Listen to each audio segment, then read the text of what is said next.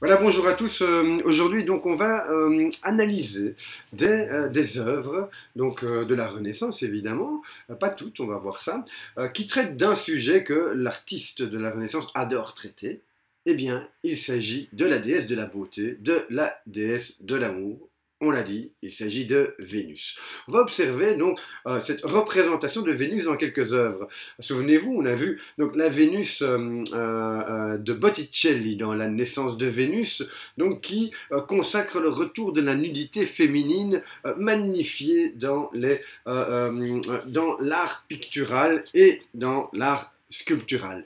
Évidemment, ce thème va être traité de manière régulière et nous, on va en voir quelques-unes de ces Vénus, à commencer donc par la Vénus qu'on appelle la Vénus d'Urbino, du Titien. Alors, observons donc cette œuvre, un nu de Vénus couchée, alanguie sur un drap blanc, avec à l'intérieur, à l'arrière, donc un drap de velours noir. On voit dans le fond également donc deux personnages féminins qui semblent être des domestiques, puisqu'il y en a une donc, qui regarde dans une malle. Donc il s'agit d'une scène vraiment paisible, domestique, une scène d'intérieur, et cette Vénus nous est offerte en toute impudeur, offerte au regard de ce spectateur, qu'elle semble même regarder. Alors quels sont les éléments qui nous permettent de dire qu'il s'agit d'une Vénus? Est-ce qu'il y a des symboles? Est-ce qu'il y a des éléments qui permettent de dire, ah ben voilà, donc c'est Vénus. Vous voyez, comme dans cette naissance de Vénus, où on la représente donc dans les circonstances mythologiques de sa naissance, à savoir donc une goutte de sang d'Ouranos qui aurait fécondé l'océan, et avec ce zéphyr qui pousse la Vénus vers les terres de Chypre, où elle est accueillie par les heures, les saisons. Donc c'est le contexte mythologique tout simplement que va représenter Botticelli dans sa naissance de Vénus. Alors ici, on observe que rien ne nous permet de dire qu'il s'agit d'une Vénus, aucun symbole. Le seul élément qui nous permet de dire que c'est une Vénus, eh bien c'est le titre. C'est la Vénus d'Urbino, peinte par le Titien. Observons quand même donc à l'époque de la Renaissance, on pouvait peindre des personnages féminins nus, s'offrant dans toute leur splendeur, fiers de leur nudité, mais uniquement à condition qu'il s'agissait d'un personnage issu de la mythologie, pas un personnage issu de la réalité. Hein. On peut considérer, dans tout cas l'histoire le raconte, on peut considérer qu'en fait il s'agit simplement d'un alibi, le titre ici.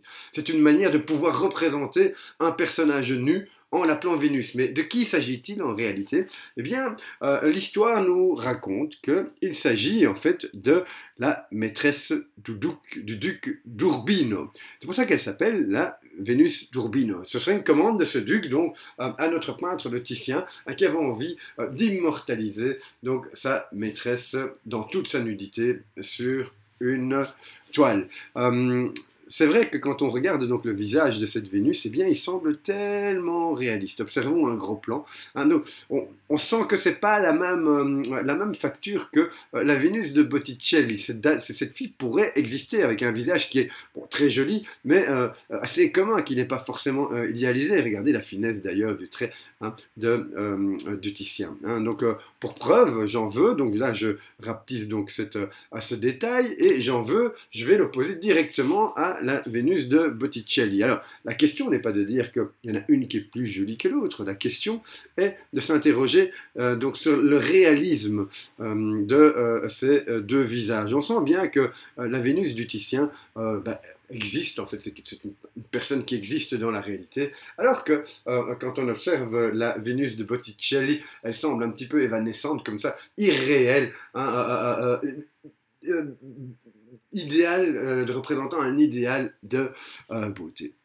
Voilà, donc l'idée que ce serait la maîtresse du duc d'Urbino est encore accentuée par un symbole quand même, il y a un symbole, et ce symbole c'est le petit chien qui est couché sur le lit, qui en fait est un symbole de fidélité. Le duc d'Urbino voulait garder sa maîtresse pour lui tout seul de toute évidence.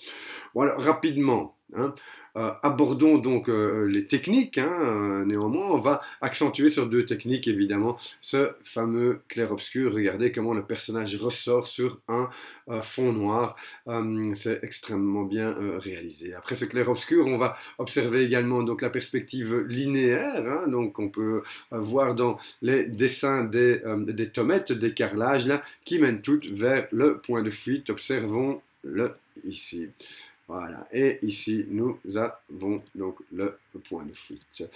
Bien, alors donc cette Vénus d'Urbino, hein, donc du Titien, donc, a fait l'objet d'une analyse et on va passer à une autre œuvre du Titien. Toujours, eh bien, il s'agit de la Vénus à l'organisme. Alors le discours qu'on peut tenir ici, observez un petit peu, c'est une scène qui est d'un érotisme taurine. Hein. On observe donc le claviniste, donc l'organiste, hein, donc qui joue de l'organon, qui se retourne pour observer donc cette Vénus dans toute sa nudité. Il n'est pas censé le faire, normalement c'est sa toilette intime, elle est couchée, elle semble seule, mais lui il la regarde quand même, hein, donc avec un regard plein de concupiscence. Alors, je voudrais que vous observiez quand même que le personnage masculin est habillé et le personnage féminin est dénudé. Rappelez-vous de cet élément lorsque nous verrons le cours d'histoire de l'art moderne. Mais observons quand même donc encore une fois ce clair-obscur au niveau des techniques. Observons donc de nouveau cette perspective linéaire qui vient donc indiquer où est le point de fuite.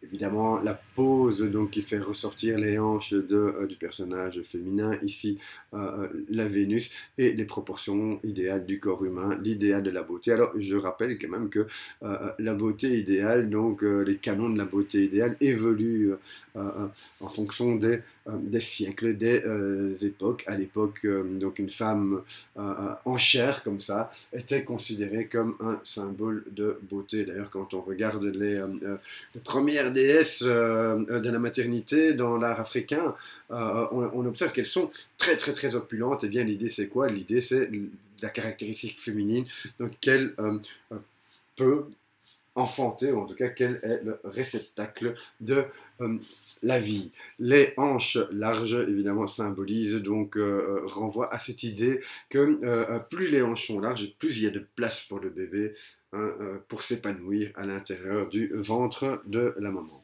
Donc cette scène qui est quand même très taurine, hein, donc elle est très dénudée, cette Vénus, et ce côté érotique et taurine est encore accentué par la présence de ce faune qu'on voit là ici. Les faunes donc sont les compagnons du dieu Pan, qui est également lui un faune qui est tellement laid, dit-on, que quand on le voit, on s'en court pris d'effroi. Ça donne d'ailleurs donc son nom à un mot de la langue française qu'on appelle panique pan, donc avoir couru, enfin s'enfuir d'effroi.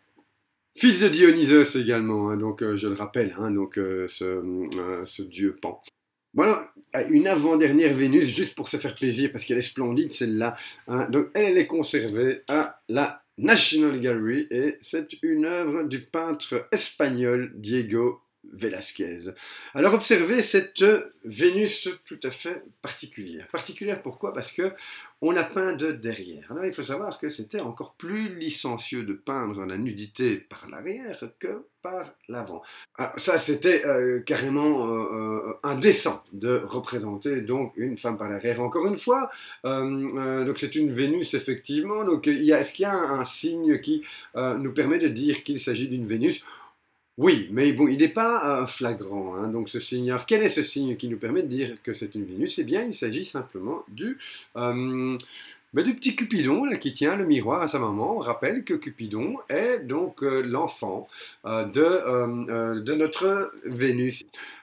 Observons quand même que ok, ils peuvent utiliser, donc les peintres utilisent donc les techniques pour approcher la réalité. Mais Diego Velázquez, lui, il voulait encore être plus réaliste que réaliste. Ça veut dire quoi? Eh bien, ça veut dire que quand on regarde son œuvre, dès qu'il traite de thèmes mythologiques, eh bien, on voit que les modèles qu'il prend sont des modèles qui sont issus du quotidien, de son quotidien autour de lui. Quand il peint un Bacchus, par exemple, il peint des personnes avinées, hein, donc à la table d'un bar en plein air. Hein, et bon, on voit bien que ces personnages qu'il représente sont des personnages issus du quotidien, qui ne sont pas du tout magnifiés, qui sont fort réalistes. Alors ici, dans cette œuvre, la Vénus au miroir de Diego Velázquez, dans cette œuvre, donc on observe qu'il a caché, il a mis un élément, il a intégré un élément qui est purement anecdotique, mais qui montre bien qu'il veut encore approcher cette réalité. Alors cet élément, c'est quoi? Eh bien, observons. Ce sont les petites ailes de notre Cupidon. Regardez, avec le bandeau, le ruban qu'il a autour. Il n'a pas de carquois, vous observez, hein, donc Cupidon qui tire des flèches. Hein. Il n'a pas de carquois. Il sert à quoi, ce ruban?